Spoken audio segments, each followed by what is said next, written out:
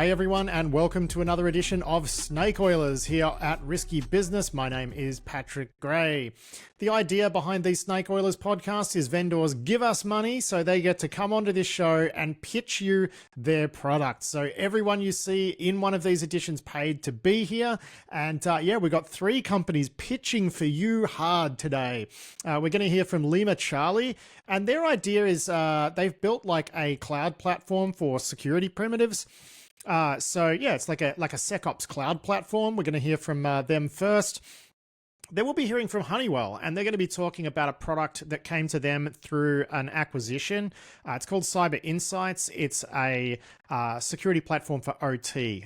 This is a product that used to be called SCADA Fence. Then it was acquired by Honeywell. Now it's their thing. They're going to tell us all about that. And then finally, we're going to hear from Connor Johnson, who works with Fortra.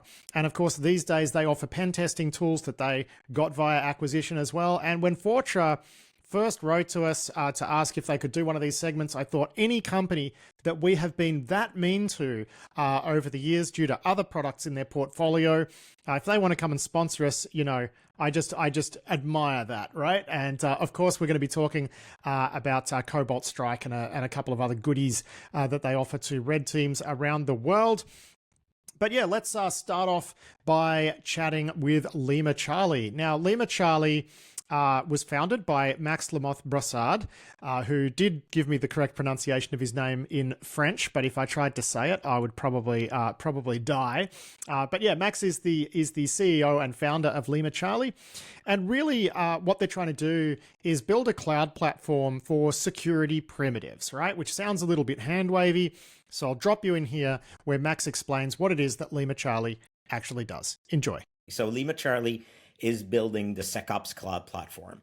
It's a cloud provider for cybersecurity primitives. So we've got all kinds of well-understood cybersecurity products, from the EDR to automation, agents, the ability to ingest all kind of telemetry, the ability to do routing and optimization, so sending this data to other places. So we are built like a cloud provider. That's kind of the big difference, right? We're built like a cloud provider. So today, you're an incident responder and you need 20,000 endpoints. Like in the next 5 minutes, you can go and you can do that. If you're an enterprise and you are looking to go from your stack of 50 different products and boil that down, because it's not true that those 50 products need to be 50 different products. The reality of cybersecurity is that a lot of these things are well understood. They're not cutting edge anymore. And that's where we come in. Like a cloud provider, we give you those primitives. They called it the undifferentiated heavy lifting, right? Like the bits that are well understood. So, hey, I have Office 365 and I want to be able to alert on it and send an alert into my SIM. None of these things are cutting edge. So yeah, you can go and buy, 4 different products for this and another one to glue those together and manage a contract and manage all that stuff. Or you can just start using LimaCharlie, get it on your own, spin up, do it exactly the way that you want it. And because we're built like a cloud provider, we are not a black box, right? All those other vendors, if you buy CrowdStrike, you're buying the promise that CrowdStrike is the best at defending against everything at the same time for everybody. We are taking the approach where we give you the Lego blocks so that you can go and say, as an enterprise, I know that I have this network that needs to be, defended in a specific way. You can very easily go and build that security posture. And it's a security posture. You can look at it. You can know what you're protected against, what you're not protected against. You can reason about it. So it's really a powerful new way to look at it. It's kind of going from the old days of buying the box software and starting to use the cloud, the cloud providers. So it's a very different deal. All right, so what are the various components that make up LimaCharlie? Because what you just described, it sounds like you've got some sort of maybe log correlation engine, right? Where you can ingest logs from things like O365 or from, routers or maybe core light sensors or whatever. So a little bit SIEM-like in that sense, but you also have client software as well, right? So why don't you walk us through what the actual components are that make up what you're selling here? That's right. You hit on an important point, which is we don't think that those things, they're different acronyms. It doesn't need to be different products. So here's how we view the world, right? You want to ingest things. You need access to telemetry. You need access to logs. Now logs that could be EDR, and we do have our own EDR, cross-platform, Windows, Mac, Linux, everything under the sun. But it can also be from cloud to cloud, so Office 365 or Azure or anything like that, Okta, all the usual suspects. Or it could be things from on-prem, right? We've got people that ingest from hundreds of firewalls just constantly into the platform. So all of these things come into LimaCharlie, and then we have an automation engine, a single automation engine that runs across the all of this telemetry. So what that means is that your analysts aren't trying to engineer detection in a totally different way from Okta, from Defender, from Azure, from EDR. It's all done in the same way. Then we do a year of full telemetry retention. Again, we don't want folks to start to negotiate with their vendor, like, do I need this like one more day? What does that? No, we think everybody should have a full year of telemetry retention. And we do that at a fraction of the cost of a company that's dedicated to only doing storage, because that's the thing they're going to be monetizing. Finally, we have the data routing and optimization. So that's simple. Hey, I've got all of these data sources coming into LimaCharlie. I want my analysts to get my detections into a Splunk, for example, and then I want all of my bulk data from Azure to go into this bucket, right? So taking this data, sending it to the relevant places, all different technologies. Along the way, you can transform them, you can anonymize them, you can reduce the data. So it allows you to optimize really, really well the back end of those systems. Maybe you won't replace your SIM, but you can probably reduce the bill by 70% to that SIM. So all of these things kind of put together are the core of LimaCharlie. But like a cloud provider, there is a ton of capabilities that are built that are kind of peripheral on that, because it's so easy to build on a cloud provider. It's the same thing with LimaCharlie. So we'll have products like Binlib, which is like a private virus total offering. So we see all of these capabilities as truly Lego blocks in your security posture, and not big bundles that you must have pre-negotiated ahead of time with all kinds of different vendors. You're explaining this as something that's extremely flexible, right? So what I'm wondering is, can you think of like 2 case studies off the top of your head where people are using it for wildly different things? Give us a couple of examples there. Absolutely. So I've got three examples. So one is around service providers. So in a specific case, a case study that we've published, we became the martyr for that service provider, meaning they changed their endpoint. They were using a collection of a bunch of different technologies, some Sysmon, some Waza, some I think some Velociraptor, like a bunch of different things. They were able to consolidate on a single technology. They had a log forwarder, replace that log forwarder, a single technology.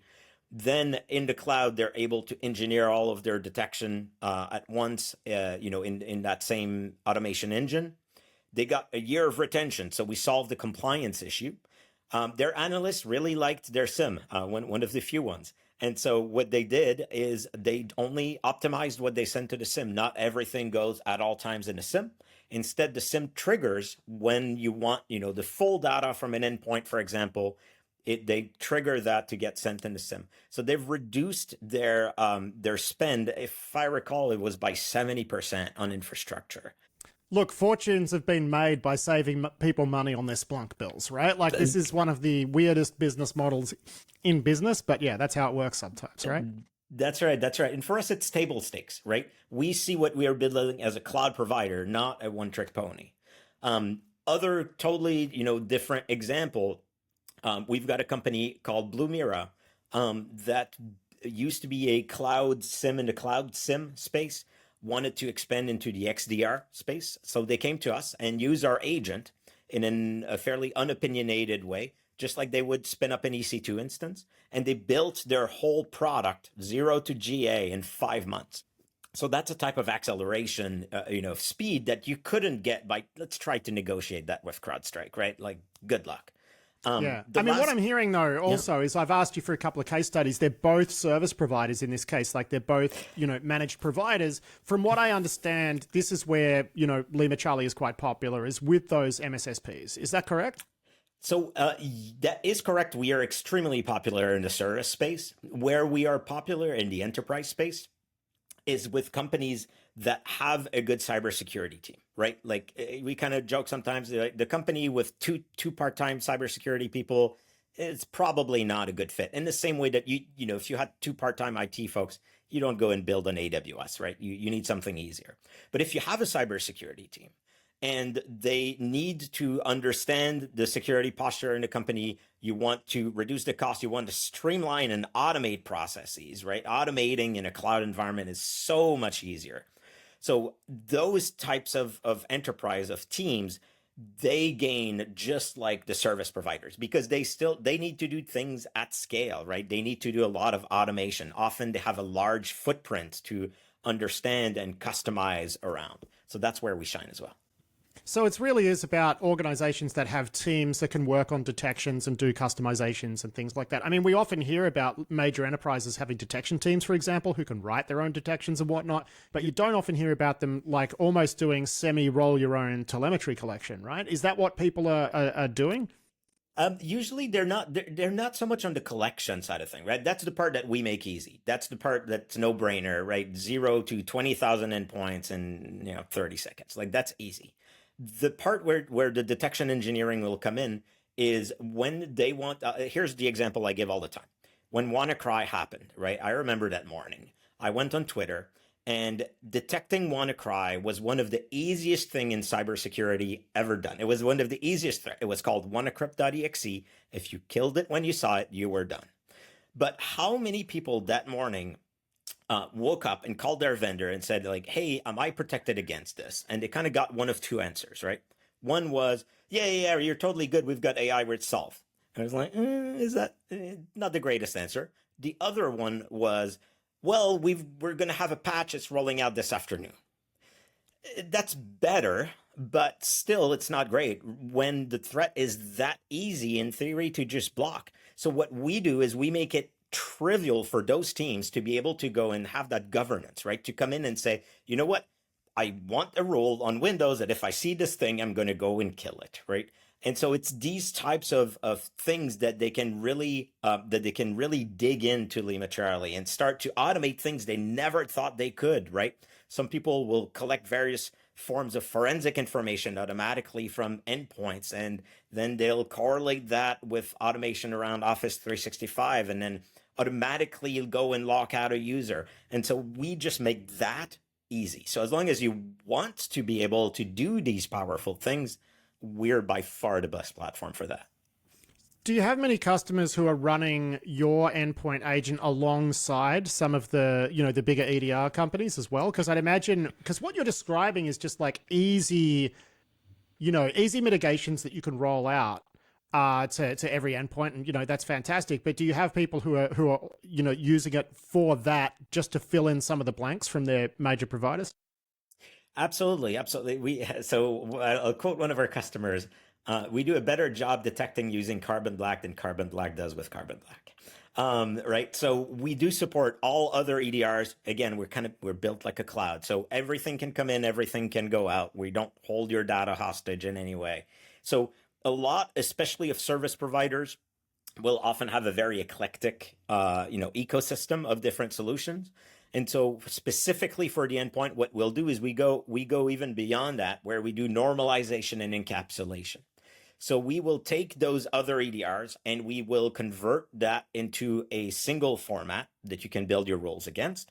But we know that not everything converts so well. So what we'll do is we will include the original always in those events. So you don't lose anything. What you gain is the ability to have a single set of detection and remediation and playbooks that operates across all of those. So we'll see that in sort of like the service providers that need to support that. In enterprise, we will see that very often in large enterprise that is coming into LimaCharlie, but they can't just do it all at once. They have to do this in phases. So what they're doing is they will, move the security department first, right, into LimaCharlie with the agent, but then connect everything into LimaCharlie. So that way they can immediately get all of kind of the core value, but also over time do their phase. It's really like moving to the cloud.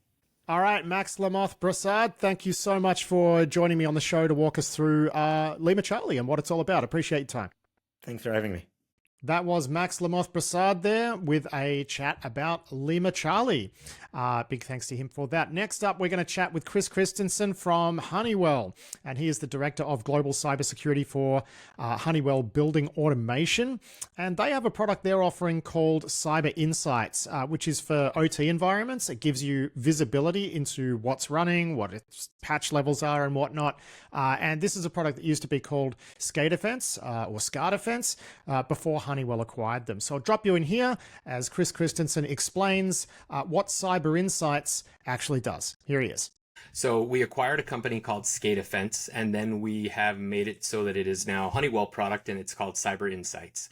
So Cyber Insights is essentially a platform for people who have buildings that are wanting to make sure that they have visibility of all of their different systems that are within operational technology area. They can see all of their different systems. So it's it works on all different vendor systems, but it gives them a real-time view of their assets, their inventory, and then it also helps them to be able to mitigate risk and make sure that if they have any vulnerabilities or issues on their network or on their systems or any of their devices, that it updates them and lets them know that it might need a patch, it might need an update, but it does asset discovery. It enhances the security posture for the customers. It's a great product for our customers and for anybody that owns a facility and is trying to make sure that there's a gap between the OT and the IT team so that the IT team can see all of the different systems that are in the OT infrastructure. So this is a visibility and discovery tool, less of a network monitoring tool, is that right? Yes. Okay, right. So now I work with Run Zero, right? They do active discovery of OT. There's two camps. There's it must be passive. It absolutely must be passive to avoid disruption. And then there's you're going to miss stuff if you're only doing passive. It must be active. Which approach did you take? We took the approach of having it being passive, making sure that we can hear the things on the existing infrastructure. We haven't had any problems of missing anything as of to date. So there isn't anything that we've missed, but just doing the passive approach makes it so that the customer's environment works more seamlessly. There's not as much interruption. So that's what the approach we've taken. Right. So when you deploy this, I'm guessing you're going to need access to span ports and things like that. Like how do you actually go and set this thing up?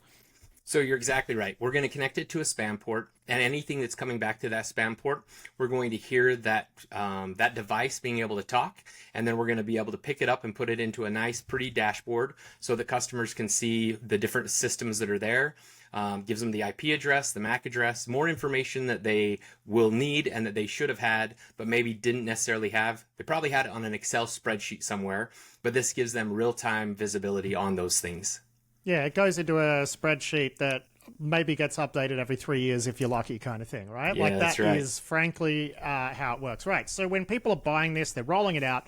What are the main things that they're looking for here? I mean, I'm guessing, look, sadly, I'm going to say it. I'm guessing a lot of the time people are buying this for compliance purposes. Did I guess that about right?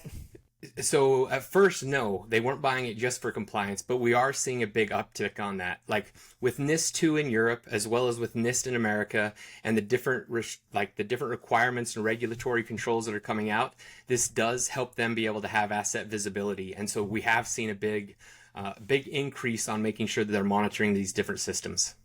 Yeah, right. Okay. So what is the main driver then for people to actually go and plonk down their hard-earned cash on a system like this? What is it they're seeking to achieve? So we're seeing a lot of uptick on operational technologies being attacked. So because, again, you mentioned that they are vulnerable, they're old, they're legacy systems. It's an easy place for attackers to get in. Now, if you don't even know what type of systems you have, you're not able to protect those systems. So the first step is to be able to have visibility so that what you know is there, then you can be able to figure out how to make sure that it's secure and it's protected. Okay, when you're talking about attacks against OT, we've seen obviously things like the Vault Typhoon campaigns that are targeting, I guess, the IT environments, adjacent to OT. But what attacks have we seen targeting OT directly itself? There's several. One of the biggest ones that always comes to mind for me is the Target HVAC breach that happened several years ago. when they got through on an HVAC system and they got into all of the target data, so customers' information, credit cards, bank statements, finance items that were in target. But we're also seeing that those different attacks within OT systems, once they're into the OT area, they sometimes will wait and be able to get into an IT area. So for instance, a card access system. If you have a card access system that's connected to Active Directory, if I can get into that card access server, then I'm going to be able to get into your IT information as well. But more importantly, I think that right now we're seeing a lot of attacks that actually just want to take stuff down. They're not even necessarily looking for social security numbers, date of births. They're just looking to be able to say, hey, I took down this facility and that's what my greatness is. And so we want to make sure that our customers or everybody understands that in order to protect their systems, they need to be able to be aware of what's out there. Yeah, I mean, interestingly enough, though, like that target hack, I wouldn't call that. I mean, it's kind of OT, right? But that's going to be some Windows server that's controlling the devices, right? So it's more like traditional bread and butter hacking. The stuff you mentioned about card systems, that's very interesting, right? I can absolutely see how that is something where, yeah, if you're running vulnerable card payment devices, you're going to want to know when they need to have a patch. You're going to want to know if you missed one. Absolutely a clear use case there. And in terms of going into the IT environments, is that actually happening that much though? Have we seen that? I think I seem to remember like maybe my colleague Catalan covering one of them once. Yeah, and honestly, there's a lot that, as you know, lately with attacks, most organizations, the first place they go is to their legal team to find out what they can or can't say. So a lot of the different attacks, like one of the ones that I think is a great example of this is with the MGM Grand attack, right? So they got into the IT systems, but essentially their OT systems didn't work as well. So if you watched anything on TikTok or saw any of the videos, you would see that individuals would go to the elevator to try to access the room. They wouldn't have access to the elevator because the cards weren't working. They'd go to their rooms. Those weren't working. They had to do fire watches. They didn't know if their fire system was up and running.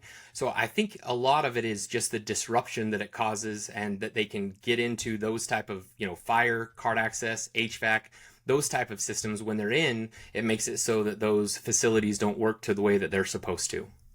But isn't it the case that the reason those systems weren't working is because the attackers had control of the IT systems that were controlling those OT devices? In that example, I'm not sure we knew that they actually had control. They just didn't have visibility of those systems. So when you look at, was their fire system working? It was, right? If there was an actual fire, they would have pulled the alarm and there would have been a fire alarm go off. But even the IT team, they didn't know if those fire systems were working. The card access system, once they've got attacked, they just make sure they shut down everything versus just the things that have been attacked because they didn't want anything else to be infected. So I think from that perspective, you're seeing that all of those things, they don't know enough about them and how they're working with the IT systems. So they don't necessarily separate them in the way that makes them so that you have one system can work and the other system doesn't at the same time. It's almost as if the IT team's like, all right, we've got this attack. We want to take everything down. Yeah, okay. I sort of see what you're saying there, which is, having this visibility is a good step to avoid those sort of problems in the first place. Definitely. Yeah. Okay, got it. So in terms of like, what are the most alarming findings? You would know, right? When a customer normally goes and installs, something like this, and then they run it for the first time. We used to hear about when vulnerability scanners first became, something that could be used in enterprise. You would hear about people running their first Nessus scan 15, 20 years ago, and oh my God, they would want to fall over. What's the equivalent sort of war story when it comes to deploying this sort of thing for the first time?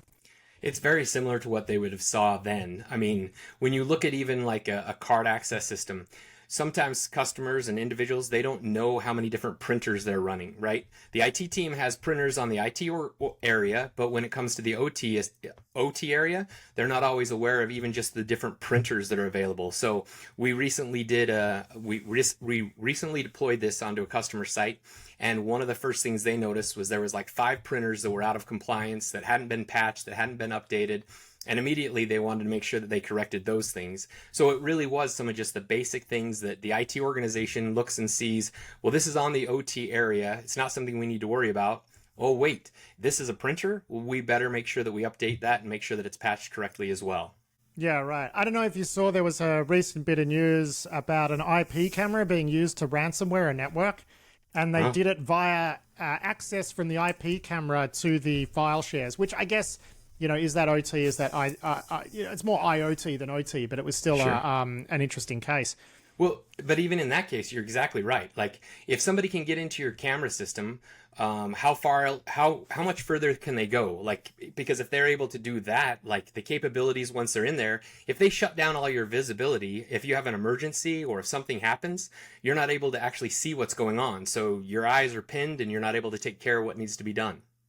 So really, to sum up the pitch here, it's about continuous visibility into OT across your network so that you can then better prepare and architect things to put yourself in better shape. Correct. Completely agreed. Yes. All right. That's a great simple pitch. Chris Christensen, thank you so much for joining me to walk through it. Appreciate your time. All right. Thank you. Have a great day. That was Chris Christensen there from Honeywell. Big thanks to him for that. And Cyber Insights for OT, made by Honeywell, should be pretty easy for you to find if that is something you are looking for. So the final company we are hearing from today is Fortra. Fortra is a software company that acquires other software companies, and that's how they grow. And they've had some acquisitions that we've made fun of, like I think Go Anywhere MFT is a Fortra product these days, but they also happen to own CobaltStrike and Outflank. And CobaltStrike, of course, is a sort of infamous C2 framework, which is old pirated versions of CobaltStrike were actually quite popular with cyber crooks basically for quite a long time. But they did eventually get a handle on that with all of the, licensing requirements and whatnot. So, I don't know that it's as everywhere as it used to be. But, the versions being used out there in the wild didn't really connect to the sort of pro versions and haven't for quite a while. Fortra these days, they sell CobaltStrike, and they also have another suite of tools for red teamers called Outflank. And Connor Johnson from Fortra joined me to pitch these tools from Fortra to red teams and explain to us who uses them. Enjoy. Well, at Fortra, we provide offense security tools, CobaltStrike and Outflank, which are really designed to help red teamers emulate real-world cyber attacks. So giving red teams the ability to test environments the same way that an advanced attacker would. I mean, we know today that the threat landscape is getting more and more sophisticated every day, and the tools that we provide ultimately help organizations close those security weaknesses and identify vulnerabilities before an attacker is able to exploit them. So again, CobaltStrike, Outflank are the red teaming solutions we offer. CobaltStrike provides the post-exploitation capabilities through its beacon payload and malleable C2. While Outflank is kind of the new kid on the block, which is a broad set of offense security tools that covers the entire attacker kill chain and has an emphasis on like evasion and OPSEC safe tooling. Yeah, right. So why don't we just start by talking about CobaltStrike, right? Because as I say, it's been around since the Jurassic era. Is it still popular? Because it was my understanding that like EDR tooling and stuff got pretty good at detecting it. So red teamers have kind of moved away from using it a little bit, or is there just, a bunch of use cases where it's still the go-to? Yeah, I mean, we still see a lot of red teams that are using CobaltStrike. I mean, a lot of people have used it over a long period of time, and it's still a really stable, customizable C2 framework that, our team is continuing to develop and put R&D into. So, we had a new release just a few weeks ago, 4.11, which has some new capabilities and cool things in there. And then with Outflank, we kind of expand the capabilities of CobaltStrike and, use those two together to enhance those red team processes. So why don't you walk us through Outflank? Because, CobaltStrike, obviously I'm familiar with, and it's worth reiterating again that like a lot of the issues around weak licensing controls that led to adversaries actually using it, like they've been resolved years ago. And often when you're hearing about, ransomware crews and whatever using CobaltStrike. It's pirated ancient versions, so just get that out of the way. But when it comes to Outflank, it's a tool set that I'm not really familiar with. Can you walk us through like what each component does and what you use them to do? Yeah, so I don't know that I can walk you through each component because there's about 30 plus different tools that are available in the toolkit. Well, the big ones then. Give us the headline capabilities then. Yeah, so I mean, really, Outflank is a toolkit that is built by elite red teamers for red teamers. So built for performing in mature, sensitive, targeted environments, efficiently, I guess, simulating techniques that are used by APTs and other cyber attackers. So, like I mentioned earlier, the attack chain coverage that we have, we cover the full attack chain from the in phase to the through phase to the out phase. So, initial access, lateral movement, privilege escalation, evasion, and much more. So, we have our payload generator with EDR presets. If you're going up against a specific EDR, helps you generate the payload with enhanced like anti-forensic type payloads. Or hidden desktop, which you can essentially interact with a user's desktop to see what they're doing without them knowing. And I mean, those are just a couple of the tools that we have in there. There's a lot more that goes into it. Just again, that works with CobaltStrike and also as a standalone product.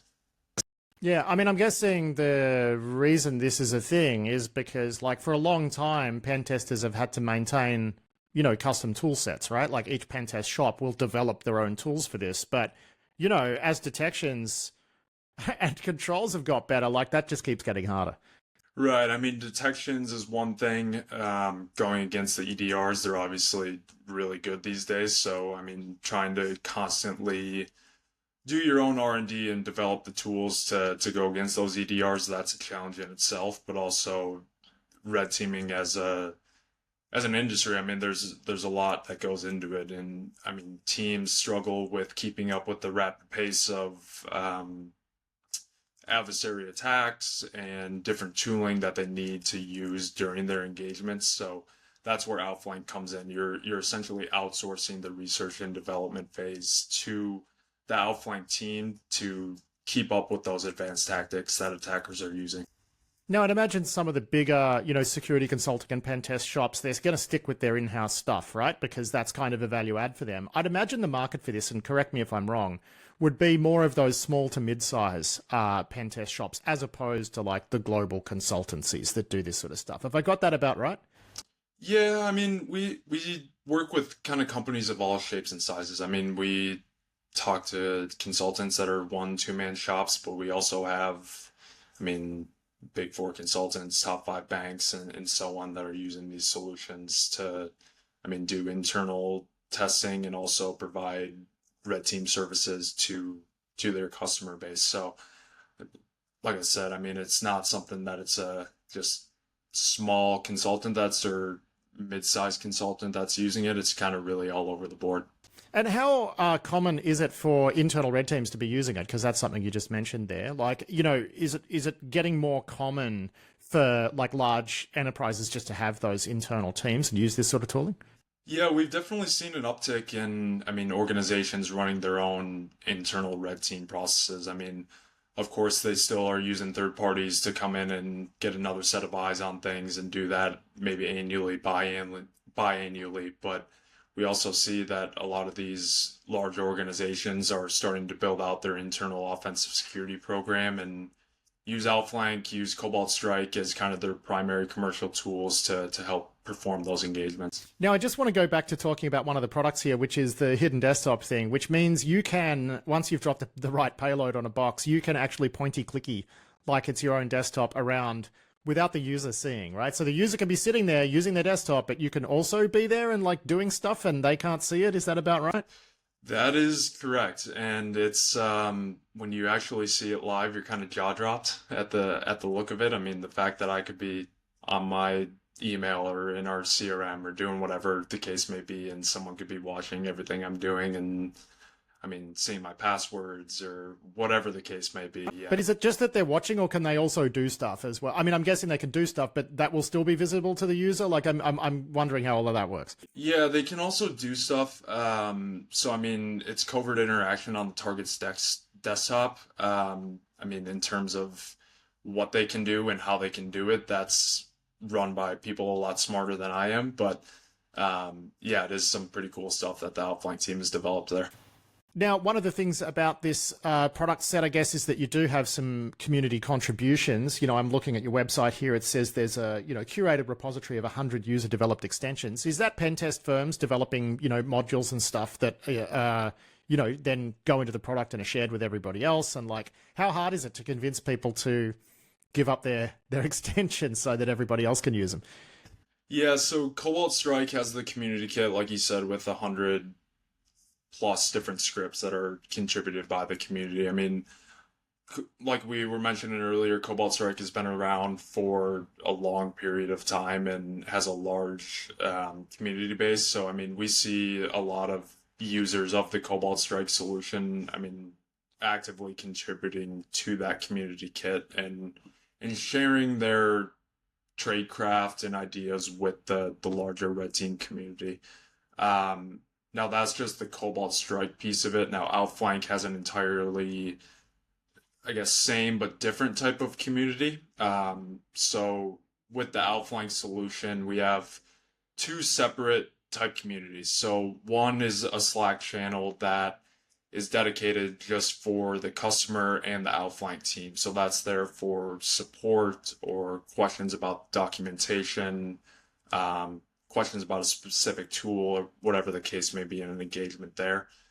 The other piece of it is the community Slack channel. So all of the Outflank users get access to that community Slack channel where you can communicate with the other Outflank users. You can share ideas on red team engagements. You can ask questions if you're going or struggling with a specific topic or going against an EDR in those engagements. That's where you can really share with that entire community to share that tradecraft and share knowledge amongst all the other Outflank users. Now, I got one final question, which is, pen testers are the group of people in the world that I would least like to be a salesman, like dealing with that group of people, right? Because you're talking about, when it comes to the technology, among the most, educated and proficient people when it comes to actual hard tech.